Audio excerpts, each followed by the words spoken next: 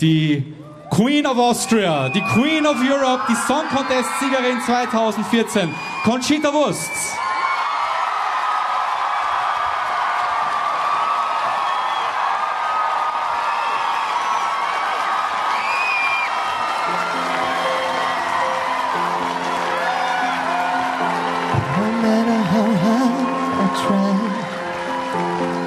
You keep pushing me aside and I can't break through. There's no talking to you. It's so sad that you're leaving. It takes time to believe it. But after all said and done, you're gonna be the lonely one. Oh, do you believe in life after love?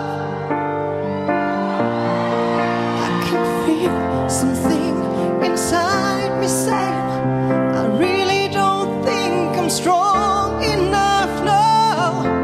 Do you believe in life after love? I can feel something inside me saying I really don't think I'm strong enough now. Well, I know that I'll be through this,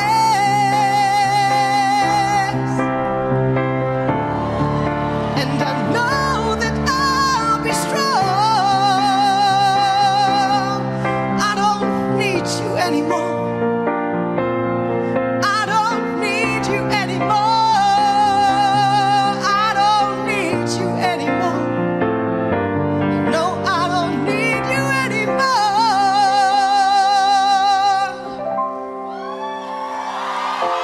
Do you believe in life after love?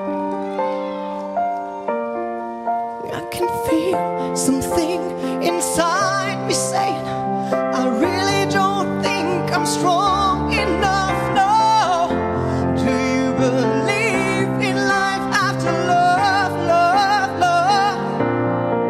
I can feel something inside me saying I really don't think I'm strong enough now.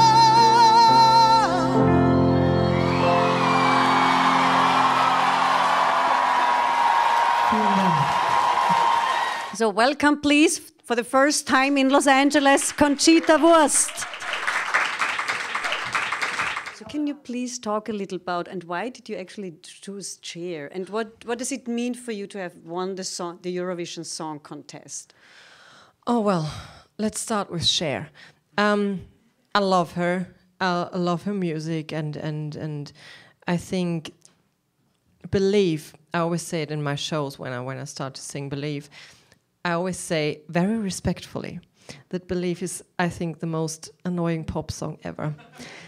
But I love it, and I always, put it in this piano version because I think the words are missing out a bit when it comes to this dance beat. So it's just a very, very beautiful I also knew from the very beginning that this won't be a commercial hit, because Rise Like a Phoenix is more like a movie soundtrack or very, very Shirley Bassey-esque.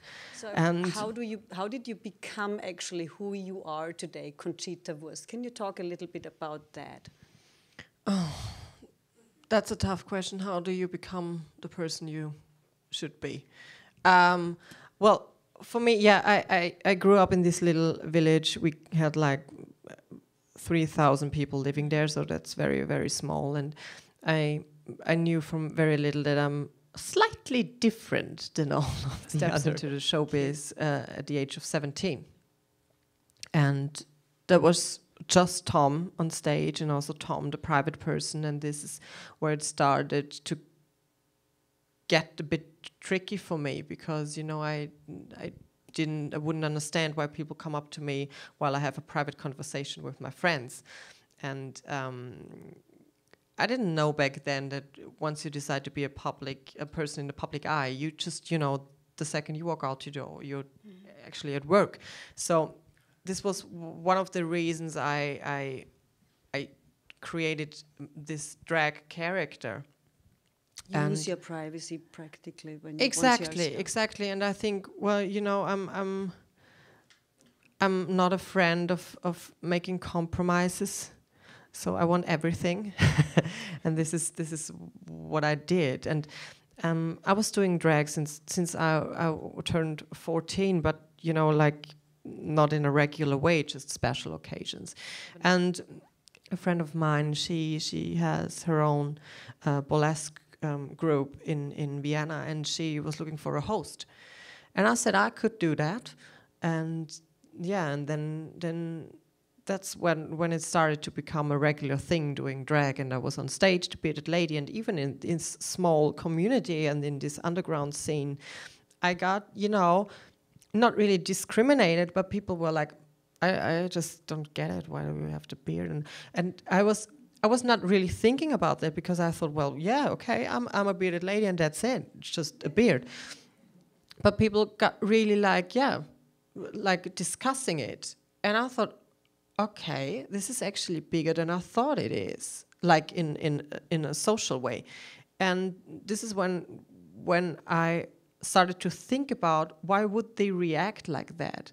It's just me creating my life. You know, obviously, the only thing I can promise is that love will find you, and there will be people on this planet who will be your friends, will surround you and support you.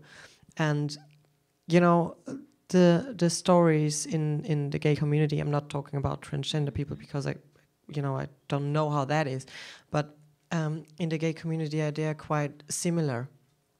And mine was quite, you know, I got discriminated, but not in a physical way, just, you know, by being called names and stuff. But I believe that if you stick to who you are, people and love will find you. And that's a very hard time till you reach that point. Would you be... are there countries that you would be afraid to travel because of their policies? I'm not afraid at all. Mm-hmm. I don't know if that's a good thing, but I'm more like the naive person. You know, I think I go there. What could ever happen? I got inspired by so many different people and so many situations and just pictures. And I, from a very little age on, I'm just, you know, absorbing everything which catches my attention. But when it comes to music, I think the first voice ever which touched me deeply was Shirley Bassey. I think I started to love these dramatic, big production numbers. Yeah. You said you don't write the song. So when you hear or when you see the lyrics, do you decide, it has to stay with me for a while? When do you decide that's the song that I want to go and record? After hearing the chorus. But for me, a song got one chance. That there's the song, I listen to it, I like it or not, and I'm gonna take it or not.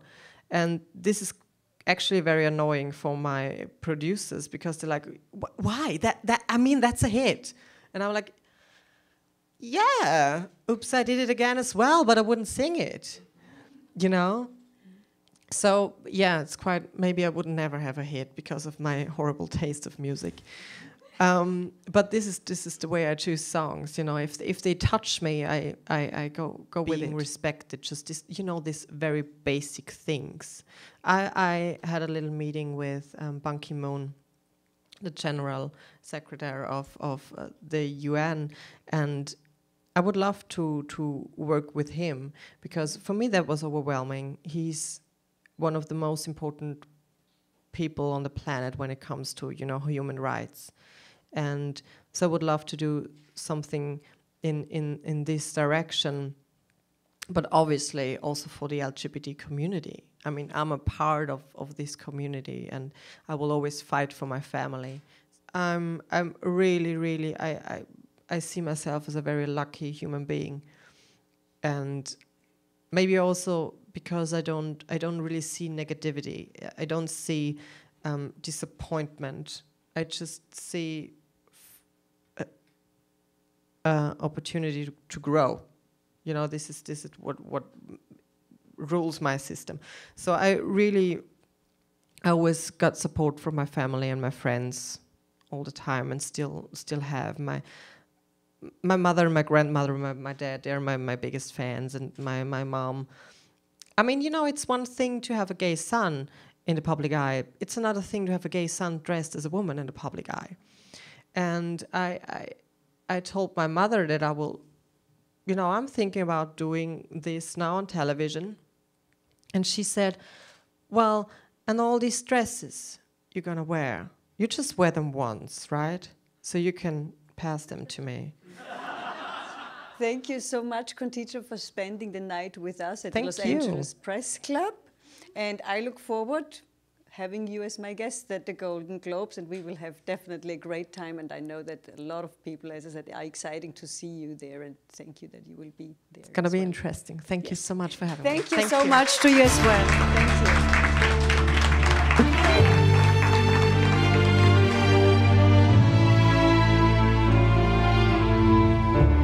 Waking in the rubble, walking over glass. Neighbors say we're troubled. Well, that time has passed. Peering from the mirror, no, that isn't me. A stranger getting nearer. Who can this person be? You wouldn't know me at all today. From the fading light I fly, rise like a phoenix out of the ashes, seeking rather than vengeance. Retribution you were warned. Once I'm transformed, once I'm reborn. You know I will rise like a phoenix, but you're my flame. Go about your business, act as if you're free. No one could have witnessed what you did to me. 'Cause you wouldn't know me today. And you have got to see to believe. From the fading light I fly, rise like a phoenix out of the ashes, seeking rather than vengeance. Retribution you were warned.